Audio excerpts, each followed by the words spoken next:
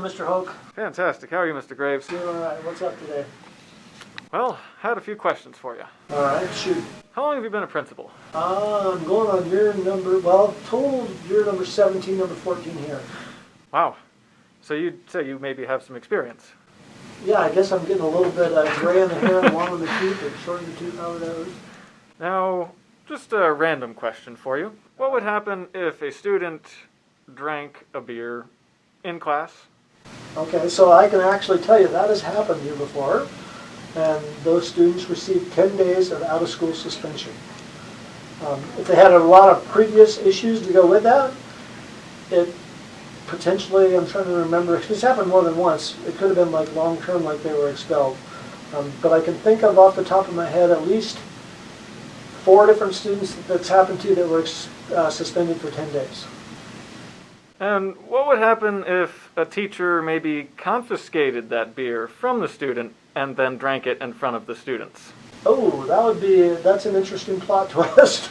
I've never had that happen, but if that did, the kids would get suspended for the 10 days. The teacher would probably be suspended for eternity. That would cause you to lose your job.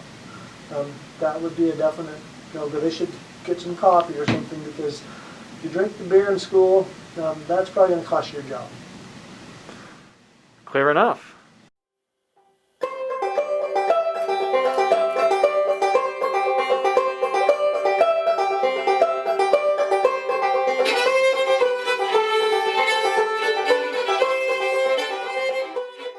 The problem of the sandwich started when a boy named Petey called out, "Anyone want a bologna sandwich?" "You kidding? Your mom must hate you giving you sandwiches like that." Petey threw his brown paper sandwich at the critic, Andy, and the class cheered. "Fight! Fight!" they said. "Fight! Fight!" The bag landed on the floor between the blackboard and Andy's front row desk. I came from behind my desk and made the first sound of my teaching career. Hey. 4 years of higher education at New York University, and all I could think of was, hey. I said it again. Hey. They ignored me. They were busy promoting the fight that would kill time and divert me from any lesson I might be planning. I moved toward Petey and made the first teacher statement. "Stop throwing sandwiches." Petey looked at the class, startled. This teacher, new teacher, just stopped a good fight.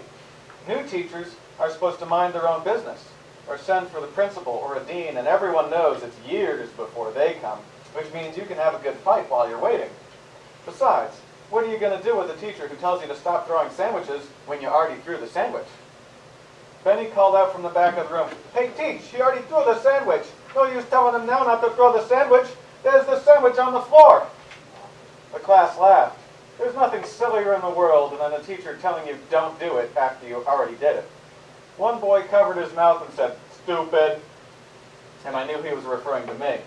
I wanted to knock him out of his seat, but that would have been the end of my teaching career. Besides, the hand that covered his mouth was huge, and his desk was too small for his body.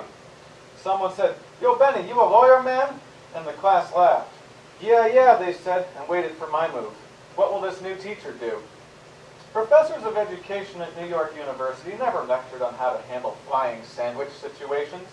They talked about theories and philosophies of education, about moral and ethical imperatives, about the necessity of dealing with the whole child, the gestalt, if you don't mind, the child's felt needs, but never about critical moments in the classroom. Should I say, "Hey, Petey, get up here and pick up that sandwich, or else"? Should I pick it up myself and throw it in the wastepaper basket to show my contempt for people who throw sandwiches while millions starve all over the world? They had to recognize I was boss, that I was tough, that I'd take none of their shit. The sandwich, in wax paper, lay halfway out of the bag, and the aroma told me that there was more to this than bologna. I picked it up and slid it from its wrapping. It was not any ordinary sandwich where meat is slapped between slices of tasteless white American bread. This bread was dark and thick, baked by an Italian mother in Brooklyn. Bread firm enough to hold slices of rich bologna, layered with slices of tomato, onions, and peppers, drizzled with olive oil, and charged with a tongue-dazzling relish. I ate the sandwich. It was my first act of classroom management. My mouth, clogged with sandwich, attracted the attention of the class. They gawked up at me, 34 boys and girls, average age 16. I could see the admiration in their eyes. First teacher in their lives to pick up a sandwich from the floor and eat it in full view. Sandwich man. In my boyhood in Ireland, we admired one schoolmaster who peeled and ate an apple every day and rewarded good boys with the long peel. These kids watched the oil dribble down my chin onto my $2 tie from Klein on the Square. Petey said, "Yo, teacher, that's my sandwich you ate."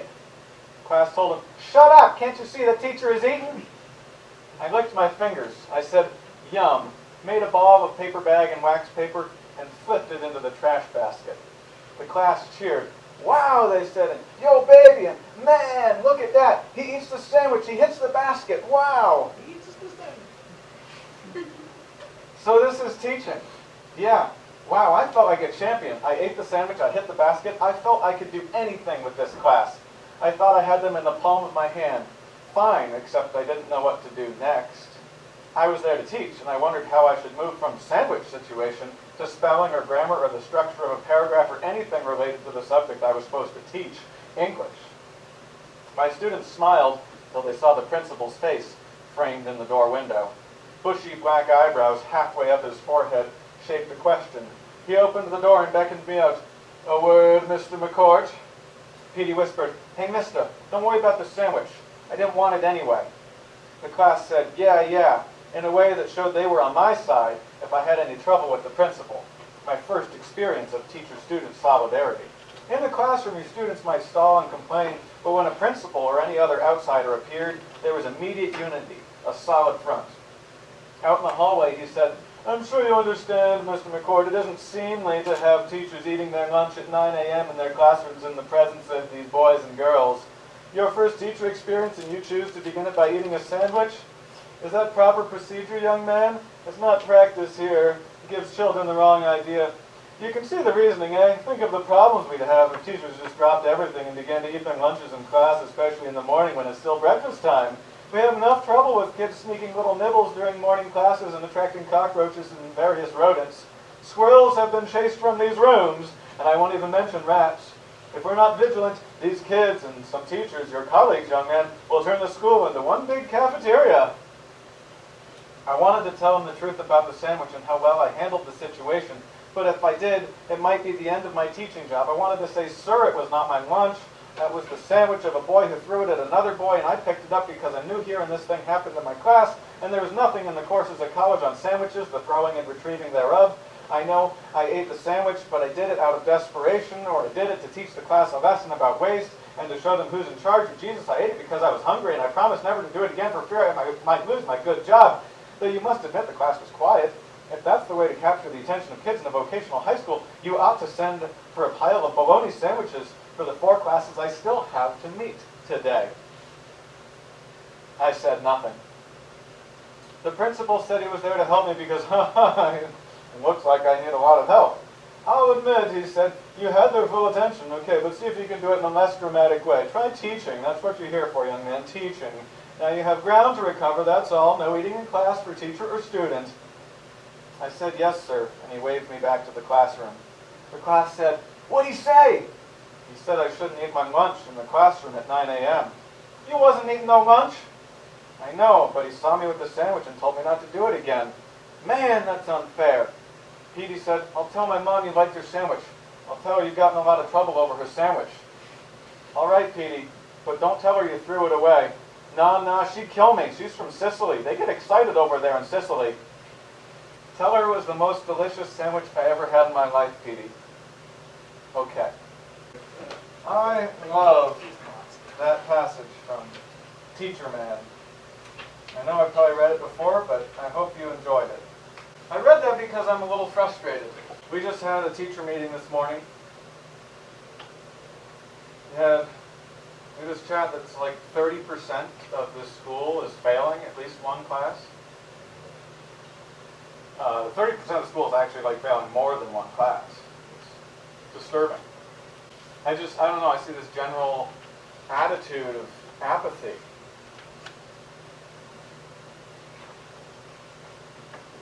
And then I pick up trash in the parking lot. We're bringing this crap to school. Y'all know what this is, right? No mysteries here.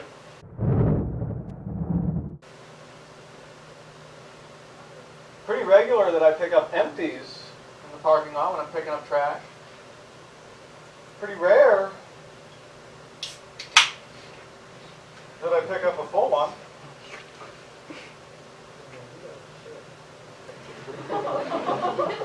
The Mormon kid wants me to share with him.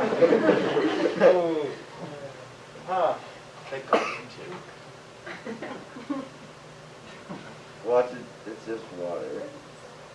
It's hot sauce. It's crack it open. It's the best. No, but like, you know how like there'll be like canned water? That look like water? But I know you're not allowed to drink at school, so something smells like a pipe to me. I'm not allowed to drink at school? I mean, yeah, they kept saying no alcohol on campus. That was the weakest part. I didn't bring it here. This is not good. So where did you find all that? In the parking lot. Great. It's like at the store, in a box. With a bunch of others. Yeah, with a bunch of others. Okay, no.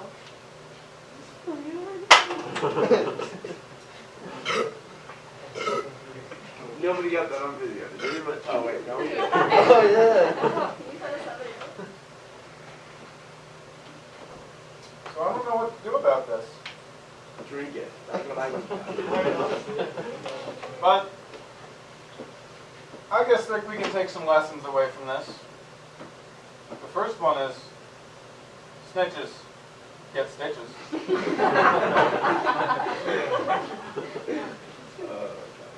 I've been having this thought up here. Before that kicks in, because I didn't eat breakfast, I better get my lesson out of the way, because clearly someone's going to rat me out. I know that. I need to get my life together, but I'm kind of waiting to see if the world's going to end before I put any real effort in. I know a lot of people are feeling this way. Don't know what's coming in the future. Here's another way to look at this. If you put in no effort, if you don't try for anything, I guarantee it won't happen. So yeah, you might try and then the world ends. At least you tried. What if you don't try and the world doesn't end? Because it's probably not going to. Now what? We need to have some goals in our lives. We need to know what we're working towards. And then, we need to be thinking in every moment, how are my actions contributing to my goals? Now, as Connor pointed out, I'm not allowed to drink in class. Well, that's an issue, because I just did that. You had to have got permission from Mr. Graves or something. Mr. Graves cannot give permission for someone to sit down here in class. The can was literally hidden back there. Like he would. Connor, you gotta understand. So, Oh, I understand people. if I want to keep being a teacher, and I told you, I've been thinking a lot, do I want to keep being a teacher? I don't know. If I want to keep being a teacher, I need to make certain decisions, right? I mean, I need to make certain decisions to not do certain things. So let's think about this. We're going to get to the end of the semester, possibly with a new teacher, depending on what choices you make today.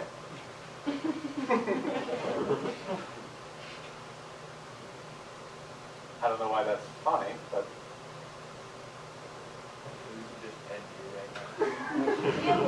But, guys, it's better to have the devil you have than the devil you don't know. And Mr. Hogue is a good devil, so... Mr. Hope is a good devil. The wisest thing I've ever heard. All right. Yeah. So here's the thing. You want to graduate, you want certain grades at the end of the semester, whatever that happens to be. Then you need to be putting in your time right now. If you want A's, you need to be doing A quality work the whole semester. You can't get to the last day of the semester in January and be like, I really would like to have an A now. If you want to graduate, you've got to be putting in your work now. You can't get to the day before graduation and say, gosh, I really wish I had 25 credits now. That's not how that works. If you want anything in the future, you have to be working on it right now. Every moment, you got to be thinking about, how do my actions right now contribute to my future goals? So if I want to be a teacher tomorrow, I have to not do certain things, like not drink in a classroom, right? If you want to pass a class, if you want to graduate, any of those things, you have to say, maybe I don't play the video games right now. Maybe I do my work first. Maybe I don't focus on all of the excuses I could possibly make for not doing things. Maybe I focus on the things I can do and the things I can control. So, back to that original lesson, snitches get stitches. I think that's a stupid rule. A stupid saying. See, think about this. If you had a classmate who was selling meth, or bringing booze to school and then it falls out of their truck in the parking lot or whatever, you probably should say something, especially on the selling meth. Let's go with selling meth. Here's how this goes, right? You got a classmate who's selling meth, and then another classmate turns them in, and somehow the whole school turns on the snitch. You got a meth dealer. Like, seriously? You're going to defend the meth dealer over the person who said, I don't think it's okay to sell meth in the school? No, snitches get stitches is this phrase that came about from people who don't want to be held accountable for their crappy actions. So, you absolutely should tell Mr. Graves what happened in class today. But, if you do that, I can't be your teacher anymore. So I just made a series of decisions, whether they were conscious or not. Right? I found the beer, I could have dumped it out and thrown it in the trash, I could have watered my spider plant with it, but no, I chose to drink it in class. I can't undo my decision, can I? There's no take-backsies. Now, sometimes other people give second chances. In this case, it would have to be the school board. So, is it too late? Delete the recording. Step one, delete the evidence. Step two, deny. Like they have that. Sounds like we've got It seems like I've made a decision, though, right? Yeah, right. And it seems maybe too late. I honestly don't think it's too late. I don't see anything. Never too late. Don't give up. Okay, so let's think about this. You arrive at the end of the semester, you arrive at the end of your school career, whatever it happens to be, and you decide that you're not where you wish you were, where you wanted to be, it is too late. Sometimes in life it is too late. Did you get that from an Aspen and this is your way of telling us? He had to break. Oh, no. You drink a beer in class, you lose your teaching license. You can't teach ever again. Deny.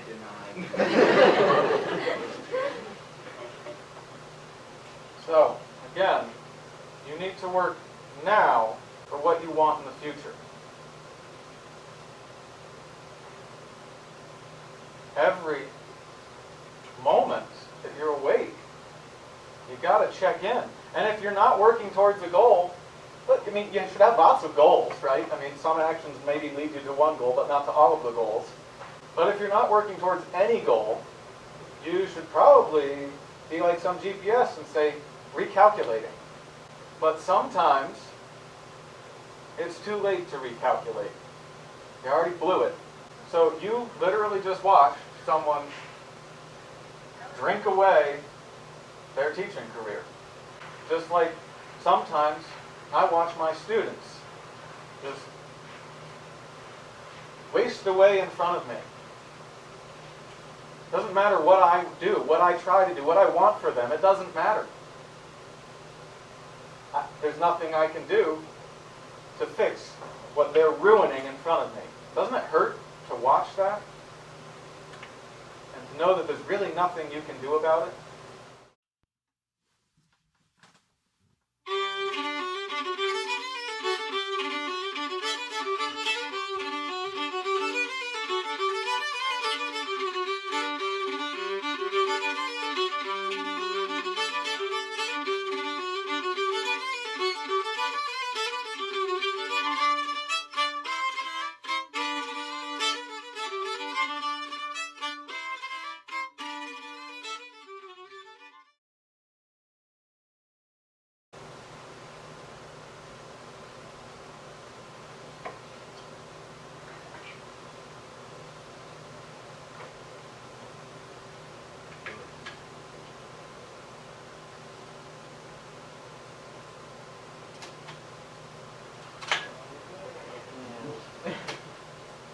I told you guys. It smells of car.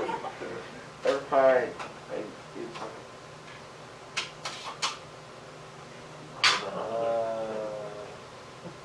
Aha! I Sparkling water. It's just like, well, might as well. Yeah. I was like, it's Stock the kid. All right.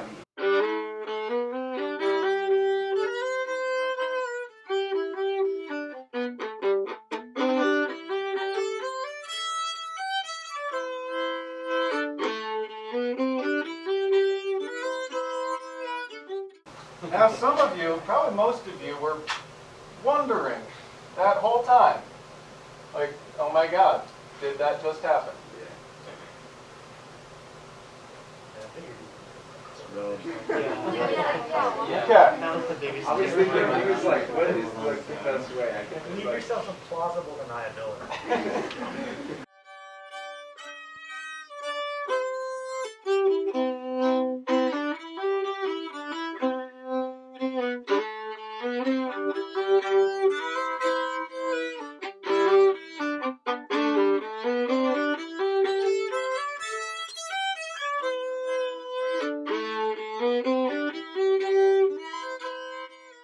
And yes, I did have permission from Mr. Graves to do that lesson. Not to drink beer, but to fake drink beer.